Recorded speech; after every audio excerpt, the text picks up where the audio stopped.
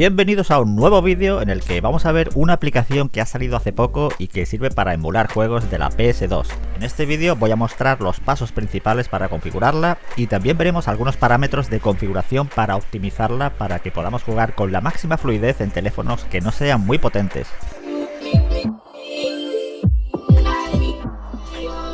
Y es que un emulador requiere de un teléfono potente, no es lo mismo jugar con un Mi 11 que con un Poco X3 NFC. Luego mostraré una comparativa sobre cómo se juega a un mismo juego en uno y otro teléfono. De momento voy a usar el Poco X3 NFC a ver qué tal se comporta. La aplicación se llama Aether SX2. Esta aplicación, si no te aparece para descargarla en la tienda Play Store, tenéis un enlace al APK porque posiblemente, aunque te ponga que tu dispositivo no es compatible, es probable que puedas jugar, aunque también es bastante probable que no vaya con mucha fluidez con algunos juegos. Al abrirla ya te aparecen algunos ajustes, yo lo voy a dejar así, recomiendo dejar todo tal y como está, no voy a entrar en nada de lo que me pide, ni la BIOS ni nada. Así que pasamos el asistente y para los que no lo sepan, este tipo de aplicaciones necesitan para funcionar un archivo que es la BIOS. En los comentarios diré cómo encontrar este tipo de archivos, el caso es que yo ya los tengo aquí. Y debemos instalar el explorador que se llama Z-Archiver. Yo, a modo de ejemplo, ya tengo un juego aquí comprimido en formato 7Z y el archivo .zip que es la BIOS. Bueno, pues vamos a empezar por la BIOS. Así que la descomprimo pulsando en la opción extraer a y directamente me crea una carpeta. Bueno, pues hacemos selección múltiple y marco los tres archivos. Realmente con el .bin ya vale, pero voy a enviar los tres archivos a la siguiente ruta que es Android Data. Y abajo del todo está la carpeta del emulador, así que entramos y buscamos la carpeta BIOS y pegamos los tres archivos. Para comprobar que la BIOS está correctamente, entramos en Aether y luego en Iniciar BIOS y debe aparecer la pantalla de la PS2, la pantalla de arranque. Lo siguiente sería configurar el directorio de juegos. Bueno, pues hacemos exactamente lo mismo, descomprimimos el juego. Y esta aplicación Aether reconoce los juegos en formato .iso, bin, chd, cso y gz. Yo no voy a comprimirlo, sino que directamente tal y como me aparece, que es en .bin, lo voy a colocar en una carpeta. Ahora vamos a la aplicación Aether y agregamos el directorio donde he puesto el juego, que en mi caso es la carpeta Game.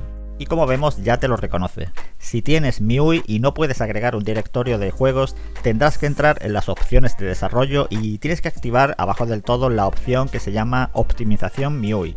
Si no, no vas a poder agregar directorios. Las opciones de desarrollo se activan pulsando 7 veces sobre versión de MIUI. Cuando entramos a un juego hay intros que no podemos saltar, así que pulsamos aquí en habilitar limitador de fotogramas y aceleramos toda la carga del juego. Para salir de ese modo pulsamos otra vez en la misma opción. Desde aquí, guardar estado, podemos guardar la partida y en cargar estado volvemos a cargar la partida desde ese mismo punto. Estas serían las opciones principales para jugar con las opciones más básicas.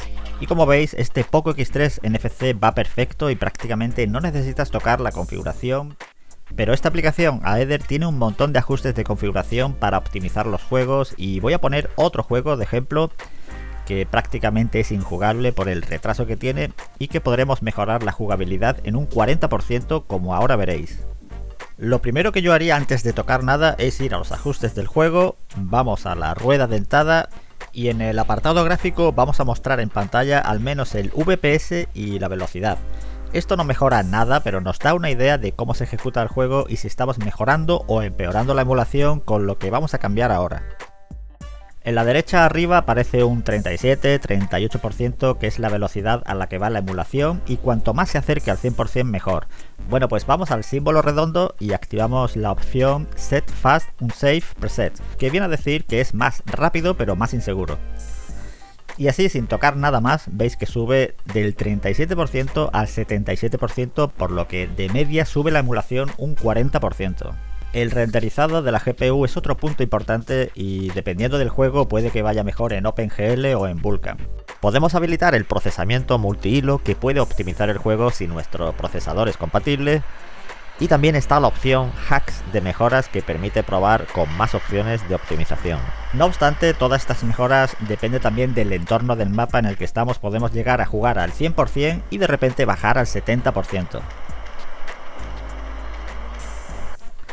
La siguiente opción viene bien si quieres jugar en juegos que tienen algo de retraso. Por ejemplo, aquí al montarse en el coche el personaje, la emulación baja al 60%. Y bueno, si aún así quieres jugar, lo mejor es que vayas a la opción audio y pongas la sincronización en modo asíncrono, porque si no te vuelves loco escuchando la música de fondo como a cámara lenta. La cosa cambia totalmente si juegas en un teléfono potente. Es como si el procesador engulle el juego y se lo traga y te lo devuelve con una emulación que no baja del 95%, se mantiene totalmente estable. Y esta aplicación es compatible con joystick, gamepad, Bluetooth y por cable también funciona. Y bueno, si queréis más vídeos sobre esta aplicación, decídlo en los comentarios. Hasta aquí el vídeo, pulsa like, comparte, nos vemos en el próximo vídeo.